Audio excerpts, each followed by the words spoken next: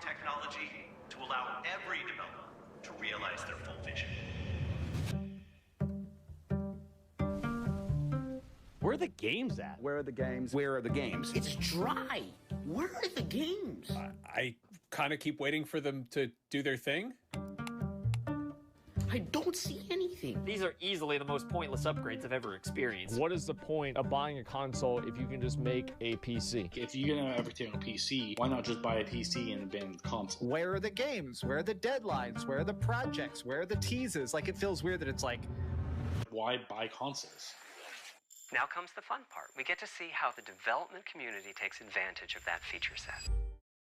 What up, YouTube? This is your boy, Like One Half and Duo, and welcome back to Generation N with your boy. And we're going to be talking about using another video to see, is this generation, is generation or the console wars ending?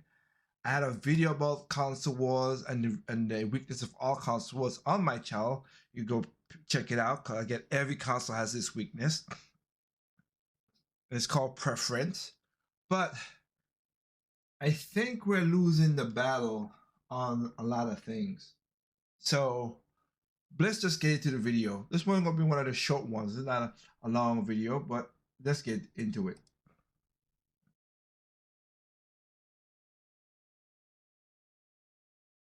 Have gone on for nearly 2.5 decades. Ever since Microsoft released their own console in the original Xbox, the debate was always, what is better, PlayStation or Xbox? With a little bit of Nintendo console sprinkled in there. The fans of each side defended their consoles with their blood, sweat, and tears, seemingly never giving in to the other side no matter what. But as the years went on, the debates have been few and far between.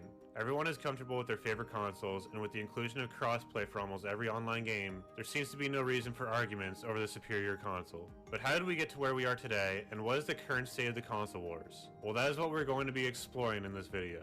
We'll start around the year 2000. Sony released their second generation console, just to give a reference, rightfully naming it the PlayStation 2. As many people know, this was huge for Sony, as it is still currently the best-selling console of all time. This could be in part that it could play DVDs and was one of the cheapest options to be able to do so.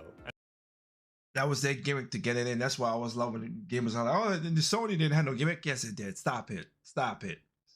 That was a gimmick. That was a gimmick to have DVDs. Also, they were not the first console to come out in that generation.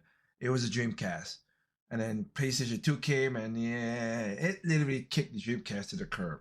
Now, it could have done music, yes. But it was also easy hackable. So was a PlayStation. It was easy hackable, but because of the DVD, people didn't really care too much about that. And another part being that it didn't really have much competition at the time. Fast forward a year later, and Microsoft released their own console called the Xbox, and Nintendo released their new console called the GameCube. There was quite a fierce competition here, with Xbox and GameCube selling upwards of 20 million consoles each, but Sony had a huge advantage already that would not allow Microsoft and Nintendo to catch up in this generation. This led to a determined Microsoft to come out bigger and better than Sony. Point taken, yes, but also again, one of the most of the greatest games on that generation was on the GameCube. They got put it over to PlayStation because of Capcom lying their ass off, but whatever. I digress. Sony. They released the Xbox 360 in 2005, which I have to say, even though it had its own problem, the Xbox 360 I think is the best Xbox gaming console that was ever released. Year before Sony released their PS3. Here is where we see the divide and the height of the console wars. Whether you were a believer in the UI for Xbox or the exclusives for the PS3, it seemed like everyone had a leg to stand on to defend their side of the console wars. Yep. With no crossplay and the hype of Call of Duty and Halo at the time, each side was trying to convince the other to switch over to their console to be able to play with each other. Xbox players convinced PlayStation players with their low price point, party chat capabilities, and superior controller, while PlayStation players countered with their free online services, built-in Wi-Fi, and Blu-ray player included. Neither side seemed to budge though, with the 360 and PS3 selling around 84 million and 87 million units respectively. There is one console, however, that also came out around the same time as the PS3. This is the Nintendo Wii. Whether you were a Wii Bowling Pro or rocked out on the guitar or drums in Rock Band, the Wii seemed to be universally loved. Nintendo outsold both Sony and Microsoft in this generation by about 15 million units, selling a total of around 101 million units.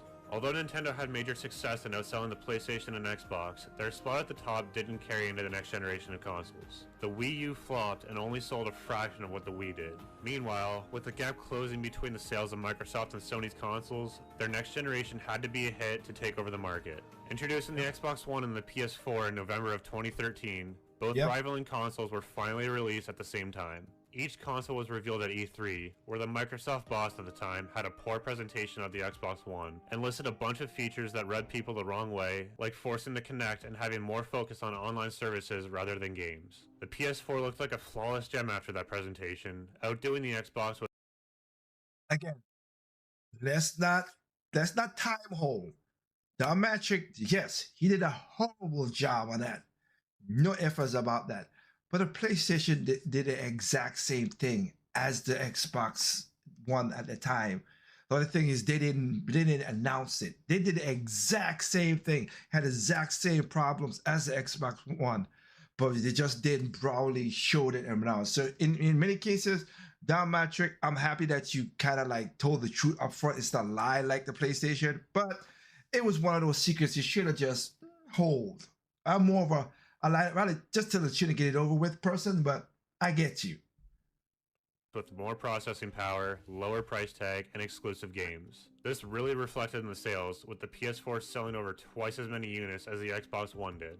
The updated models with the Xbox One X and the PS4 Slim closed the gap a little bit, but Microsoft's initial mistakes with the Xbox One cost them a sizable market share percentage. Now we're finally at modern day consoles, where we can talk about what is actually going on with these companies. But first we'll go over how their consoles have sold so far. Nintendo regained their top spot again with the Nintendo Switch, selling around 141 million units to date. Sony is currently in second with the PS5 at around 59 million units sold, and Microsoft is in last with a measly 21 million units sold, being outsold by their first console, the original Xbox. But what really hurt Xbox in this race is that their supply of consoles have not been meeting the demand, with PlayStation being way more accessible in stores. There are also more and more people moving to PC, which also features Xbox content, so that may contribute to their dwindling console sales. That's true. However, these console wars recently have seemed like less of a competition of success and more of a competition of who can get more negative press. Only a few weeks ago, a PC game called Escape from Tarkov recently shocked and upset their community by putting a massive $250 paywall for their new features of PvE. This was after they said a $100 bundle will give all the DLCs to players for free, so you can see why many people got upset over their greed. Sony saw this news and thought that they could do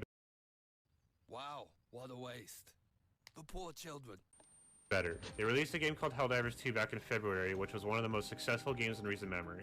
With more and more people gaining interest in the game, Sony decided that they wanted all PC players to link their PlayStation Network accounts to their Steam accounts. They claimed that this was for security reasons, which seems shady to many due to their bad history of security issues. Users of Sony's PlayStation Network have been greeted instead by error messages. Now what's being called one of the largest digital data breaches in history. That Sony suffered an external intrusion, which forced their online network to shut down. Yeah, Sony says the personal information of about 75 million players may have been stolen. Many regions also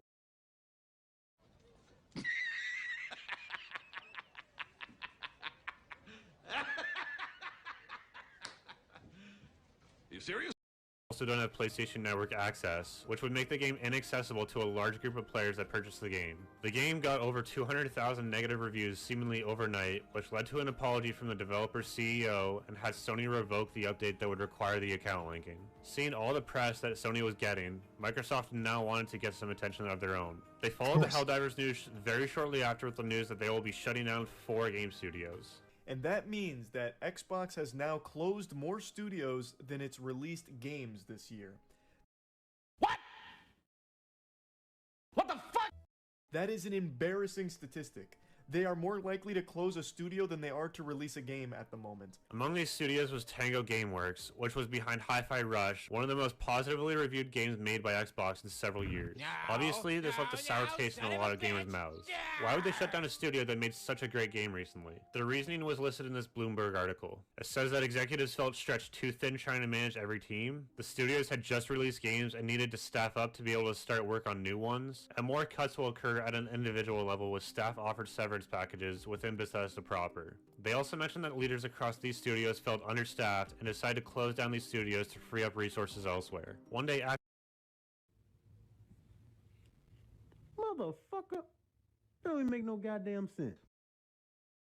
After this announcement, Microsoft announced that they needed more smaller games like Hi-Fi Rush, which was made by one of the studios that they decided to shut down. At this Allow yourself to slowly get. You're freaking crazy!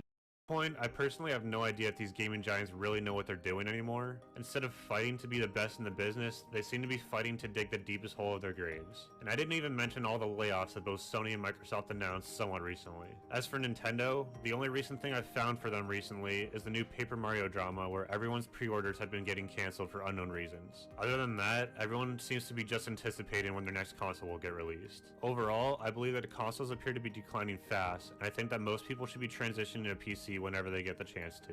PC just has more accessibility to games and appears to be the safer option when looking at the state of whatever is left in the console wars. If I were to choose my own console, I would probably just choose Nintendo's consoles since PC seems to have less accessibility to their games than those released for the Xbox and PlayStation. Thank God. But let me know what your thoughts are on this situation and where you think the best place for gamers is currently. Please be sure to like and subscribe, and until next time, I'm out. And there you go. Simple, simple, simple, easy. As just stated, yeah. Generation N is coming, and just crazy some of the decisions they made. Are we surprised by this? Not really. But this is just what we are doing now. This is what we're doing, and it literally sucks. So, hey. Just pointing it out. Another video, just pointing out my findings. With that said, remember, there's no perfect games out there. Right? What's perfect to you is not perfect to me. What's perfect to me is not perfect. You simply enjoy games on all consoles, including PC.